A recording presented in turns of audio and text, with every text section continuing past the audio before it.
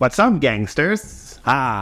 Brendan Cronenberg. And I'd hate to be the guy that's like son of David Cronenberg, legendary Canadian filmmaker known for his body horror. I've seen a handful of his movies over the years, specifically these ones. And I'd love to see more, but, you know, like, life is hard sometimes. There's so much to do, so little time. So, I won't be doing any of that, and instead I'll just focus on Brendan himself. I've not seen his first feature movie yet, Antiviral, but I did quite enjoy his follow-up, Possessor, which I've discussed with my friend Inhuman recently in a video. But, for this The Horrors of 2023 series, we'll be taking a look at his latest feature, Infinity Pool.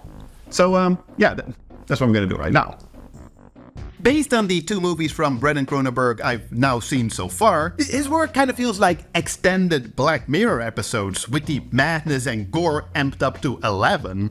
I think. I've never actually really watched that series. But, so in Infinity Pool, we follow writer James and his wife Em, who are staying at this fancy resort in the fictional country of scary, corrupt land, for him to get inspired to write his second novel, which doesn't really work. They do make some new friends, however, Mia Goth and this guy, with whom they go out on some adventures, but then, and please excuse me for the spoiler, And that's great. Good fun. So, going into this movie, I was quite curious what the gimmick was going to be. You know, like how in the previous episode, Possessor, it had this whole, you know, like taking control of another person's body thing going on. So it was like, what kind of wacky shit are we gonna get this time? Let's take a look at that, which might actually be a spoiler. So skip to this time mark in order to avoid all of that. Honestly, it's a fantastic move to just go in completely blind. It'll be worth it. Okay. So, James gets himself into quite a predicament when he accidentally runs over this person. And as you know, in scary, corrupt land, under federal law, if you kill a person, their oldest son will have to kill you in order to preserve the family's honor. But, as you may not know, there's a tiny little loophole in the judicial system, where for a significant sum of money, the state will build an exact double of you to stand in for you during your execution. And that's exactly what James does. After which he kind of becomes part of this group of misfits who have all gone through the same thing, with whom he goes out on some more adventures, and then, again, and I'm not even really trying to be funny here, but because, honestly, that is probably the best way to describe it. Plus, even if you daredevils did watch this spoiler section, I did still want there to be some surprises for you left when you decide to finally, you know, like watch the actual movie itself. Because, honestly, it's a pretty great movie. So, while we're at it, why not take a look at why I think that it is a pretty great movie. What I liked a lot about this movie is how it puts the viewer in one of those, what the hell would you do in a situation like that kind of situation. Also, I guess I'll still be mentioning some of the spoiler aspects here. It's just, like, I don't really know how else to go about reviewing this one. Because, like, it's so fucked. Witnessing the execution of basically yourself, but also with the implications of, which is perhaps a little bit of an obvious theme here, if you will. But, you know, like the whole, who's the real you? Like, who's the clone?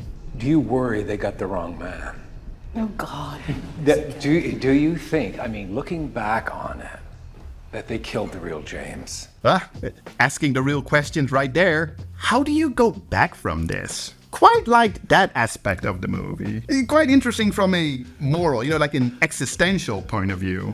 Although, perhaps not so much if you think about it for longer than 2 seconds. Because, for example, wouldn't the clone remember waking up from the cloning machine? Well, best not to overthink all of that. But that's all mostly story-based. It's also just pretty damn well made.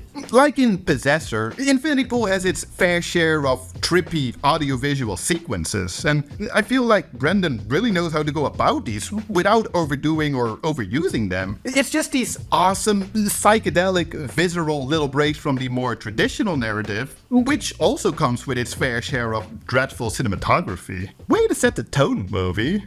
Also, it gets pretty graphic. Again, I know I keep comparing it to Possessor, but why not? Because, like that movie, it really didn't need to be this graphic. I'm sure it would be more or less equally effective if it wasn't, but as to not disappoint Robe who? In this case, I'm not complaining.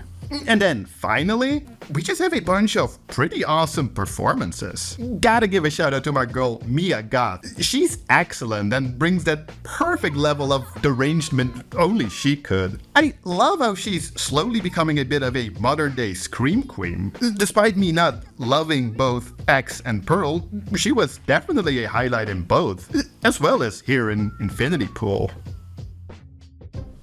Yeah, pretty great movie. And there's still lots to explore if you've watched this whole video but haven't seen the movie itself. I mean, James goes on quite the fucking journey. And, well, speaking of quite the fucking journeys, how have you guys been enjoying this series so far, the Horrors of 2023? Because I've been having a blast. And I'm actually, if I can say so, quite proud of myself for actually finishing this year. Sure, it took me a little longer, like I wasn't able to finish everything within the month of October. But still, 15 videos in 2 months? Who's this guy, right? That's not the horrible reviews, you know? Anyway, yeah, so one more video after this one, the last one. See you in a couple of days. Cheers, guys. Have a nice day.